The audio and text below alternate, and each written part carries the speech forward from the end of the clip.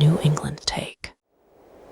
We got a real banger of a hot take here from the New Hampshire Bulletin. Dana Wormwald, who is the editor over there, with his latest commentary piece, "From New Hampshire to Washington, the destruction is the point."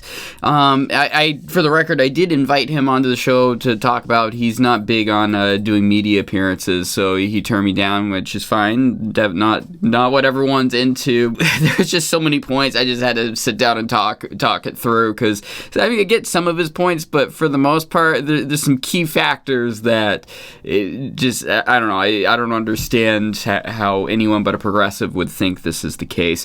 So at the top of it, one of the least surprising things to emerge from New Hampshire politics so far this year is that Governor Kelly Ayotte professes a more optimistic outlook on future revenue than House Republicans.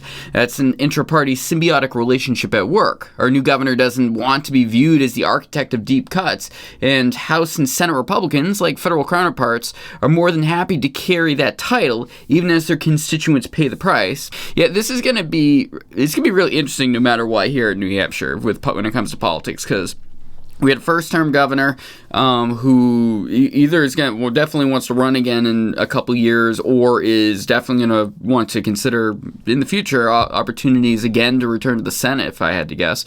She's still reasonably young and is going to want to. Is not going to disappear from the public spotlight anytime soon. And the House and Senate are but majority Republican, and they are all for the cuts. I mean, I think that's probably a good part of what COGE, the Commission on Government Efficiency here that we have, the rebrand of DOGE, is trying to play up and play nice with them, and to kind of hit the search terms that people are looking online for. But it's not going to be the sort of. Ayotte wants less of the cuts than a lot of the Republicans are going to be pushing for. I mean, prime example is paid family medical leave. Someone in the House was saying he wants to cut it and to save a couple $1 million from the state budgets because of just benefits alone for state employees, but also there's a tax credit that's part of that program. So, I mean, they want to go whole hog and cut everything they can except for EFAs.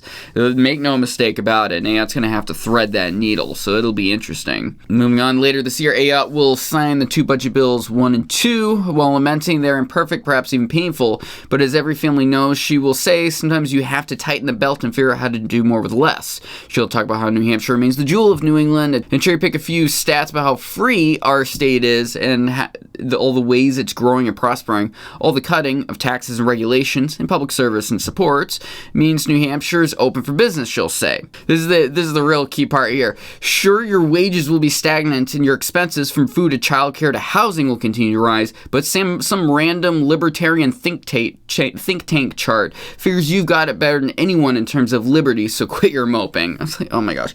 But for the record here, I clicked the link. He's referring to the Cato Institute, which on X alone has 367,000 supporters. Yes, they're kind of a more middle-of-the-road libertarian think tank, but they're very well known. The Cato Institute is referred to constantly, and they do have this report on how free is your state, and that's because New Hampshire it leans libertarian. As much as these progressives out there coming out of Portsmouth and some of our media outlets in the state want to say that we are progressive, we think about how we can support our community through government programs and things of that nature. That is not the New Hampshire way. The New Hampshire way is very libertarian, whether it's left or right leaning. They're very careful with when they want the government to get involved, and it's the reason why I've had Professor Bud Schur, who's now over as a state representative for Portsmouth, been on my show a bunch of times. And we agree on a whole bunch of things. I don't always agree with him. I think he's very wrong when it comes to some things, but there's a libertarian anti-government bent when it comes to New Hampshire. So he can try and downplay the importance of the Cato Institute and how we are trying to free ourselves from Concord's interference in our day-to-day lives. But I genuinely believe that's important. I mean, that's the whole reason why the Free State Project took advantage of the situation. It's because of the nature of how it works here in the Granite State. Moving on, once budget season is in the books, Republicans will talk about how the state's ever-expanding voucher program is spreading the joys of, quote, school choice, end quote, to the masses, but notably absent from the remarks will be an accompanying breakdown of the high costs, lack of transparency, and negligible curricular oversight and standards. As opposed to the public schools, which are doing just so good. So good. Just great. I mean, it's better than a bunch of the surrounding states. But, my God, the academics are not where they should be when it comes to our public schools. I'm probably going to dive into a bunch of that in the coming months. This isn't the time or place to do it, but there's some, in my opinion, some serious curricular issues when it comes to the public school program. But, I mean, the breakdown of high costs and the lack of transparency, good God. It's $5,200 per student at most. It is all tracked by receipts. Go and check out all the coverage that the Children's Scholarship Fund has been put through, and the commentary by Kate Baker Demers, who has been on my show multiple times talking about it. They are the auditing agency because the money belongs to the family. They're the ones that make sure it's getting paid out according to the rules it's supposed to be. And you'll hear all these numbers. Well, this percentage of them were problematic that were submitted to this, like something like 10 or 20% of the expenses that were sent to the scholarship fund were problematic. Well, that's the point of the scholarship fund, is they make sure families are actually submitting proper receipts, and a majority of those, upon proper documentation being submitted, were done. Think about every time you have a flex account for your health insurance, anything of that nature, where you got to submit the receipts. It gets flagged all the time. You got to submit the receipt. You didn't send the right receipt. Things of that nature. It's that. So I'm so sick of this lack of transparency, and there's no oversight or anything of that nature, because the whole nature of using the Children's Scholarship Fund is so it does have oversight, and there is an external organization they're a part of. If some liberal here in the state wants to go sue away to the national office to get things done, have at it. But honestly, this is an above-board organization, in my opinion, that's putting together the EFA program. You can hate the program. You can call it out for, honestly, what it is, in my opinion, a voucher program. But it's hugely supported by the public here in the state. Yes, politically it is not popular with anyone on the left, but when you look at the families that are coming from all sides of the political aisle, the super diverse sets of families getting all sorts of special things to make sure their children are succeeding, whether it's extracurricular programs, things of that nature. The Concord Monitor is doing a bunch of reporting on it. When I read it, I go, oh, great, this is awesome that the money's being used for all this. But Democrats are all pissed off that it's being used for like horse riding lessons and other enrichment activities, as opposed to just the bare bones academics of history, reading and writing, things of that nature, which is hilarious because they're the ones that are saying public schools should be covering all sorts of enrichment activities outside of that curriculum. So total hypocrisy when it comes to it. We need to support the EFA program if we're any way close to having support for it, or if we're a hardline conservative that wants to support this program. You got to step up and call out people when they're saying a bunch of lies about this. Later on the article, and of course they'll find new ways to do the bidding of private interests, salivating over the demise of American public education. Look at these school districts wasting your money on the arts, personal finance, and world language. Look at their refusal to ostracize and bully transgender students. Look at their subversive efforts to help see kids just how big and diverse and beautiful and horrifying and complex their world really is. This is Democrat language 101. Like, this isn't an argument. This is just saying a bunch of key words and putting it out there without really, like, these should be entire pieces on their own. To just crowd them all into the end of a paragraph, in my opinion, is just trying to beat people over the head, saying that I'm against the divisive concepts law, which, say what you will about it, it's fine. It is not been this catastrophe that everyone's been saying it has been. There's a bunch of nonsense from some key Republicans that are trying to have the state government only pay for like super minimal parts of the curriculum. Well, guess what? They're only paying for minimal parts of it anyways too. There's easy enough for school districts to just, if these laws magically did come to fruition, which I don't think they ever will, but if they did, they could just say, okay, well, then we're paying all the teachers and we're paying a part of the facility, and we're doing it, you just change around what line item the money is coming from. It is not this catastrophe that they're making it out to be. And I mean, it's a legitimate issue with the transgender students and sports and the program, the books and the libraries and things of that nature. This is not, once again, it's not a winning argument in my opinion. It has not been. We had Donald Trump in there and people cheering him on as he's doing all these things, like saying he's going to pull pull funding for any school districts that they have transgender girls in boy sports and things of that nature. I'm not even putting my opinion in this. It's not this thing that everyone's freaking out over if you're in the middle or on the right. There's a percentage of probably 20% of the entire population that sees it as important as it is. From a Democrat perspective, they're going to say, well, this is a population we need to be sure to put extra support into. Fine, I understand where you're coming from, but it is not the popular stance that people think it is. In case you haven't noticed, from Washington, D.C. to Concord, New Hampshire, the demolition work is underway, and the destruction was always the goal. This is a time of cutting, removing, and erasing, and builders need not apply. Yes! That is exactly right. Thanks, Dana. That's one point you got right on the head. The conservatives, ever since I started voting back during George W. Bush days, Republicans have been voting to try and tear apart the federal government because it's too big.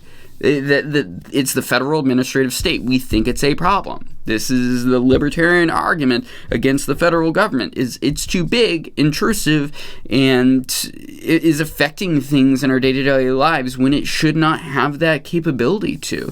It's a problem, in our opinion. This is a reason why Trump won the popular vote. I did a previous video a couple weeks ago on this. We knew Elon Musk was going to be doing this. Doge was written blatantly. Like it was something we knew was going to happen before he was voted into office. So guess what? Yeah, we don't want the builders right now, unless they're the people that are going to rebuild the military and the Department of Defense and to make sure it actually works appropriately and efficiently. The border and things of that nature. I mean, I don't understand how that's necessarily tearing anything down. That's fixing a broken system. That's, if anything, building up.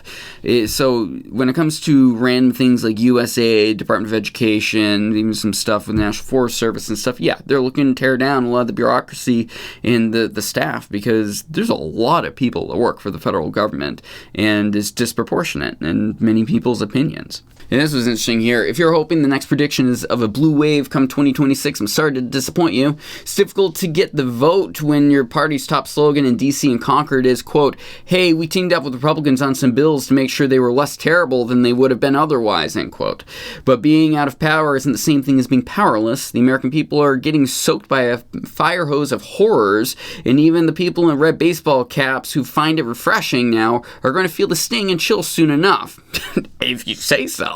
I mean, yeah, if you were a federal worker that's getting fired or something of that nature, or you receive some federal grants, yeah, you might feel it, but a majority of voters are not going to feel this. A majority of voters are not going to care.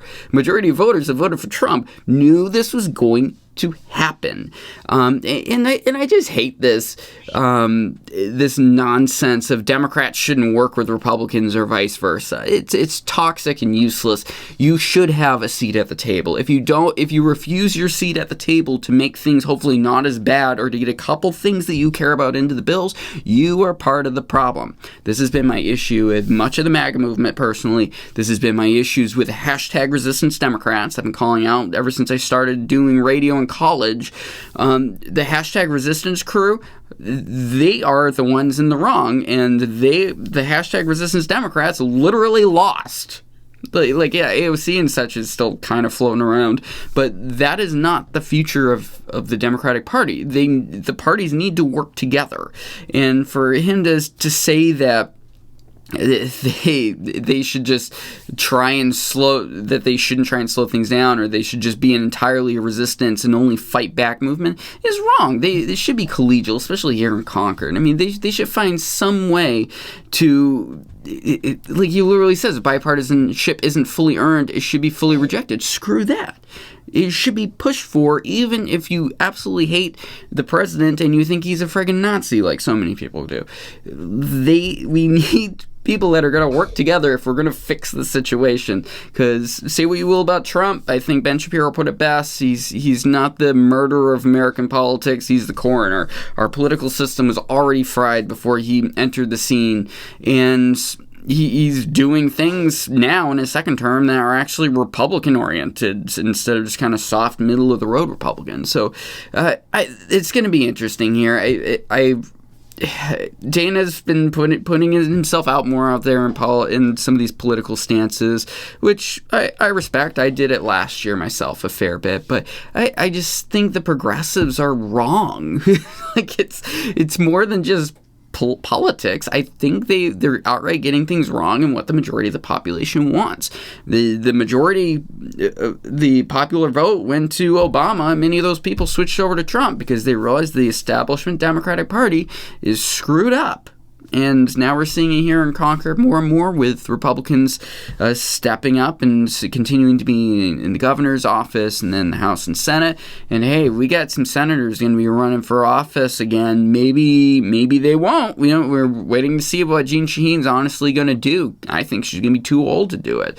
You're in your 80s. It's not a good idea to keep running for office. And the crazy comments she recently put out saying, name 3 people that could take her place. You can't name 3 people, whether it's your daughter Stephanie, whether it's Colin Van Ostern, whether it's, Maggie Goodlander. There's tons of people that could be the senator on the Democratic side. Becky Whitley, I was thinking the other day, like there's a lot of leaders in the Democratic Party that would probably love the opportunity to step up. But if you can't go against the establishment incumbent, we need leaders here. This is what I'm calling out with Dana here too, is we need the leaders that are going to step up and not just fight, but make things happen that are productive, even if they're not in power, because there are many instances and issues where that could be the case.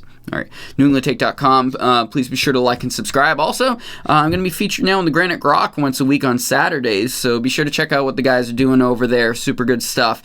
I'm probably a little more of a special case than some other others. A little more libertarian leaning than a lot more of the conservative types that are over there. But I'm excited to be hanging out over there too, and maybe I'll be able to get some of them on the show occasionally too. But talk to you soon.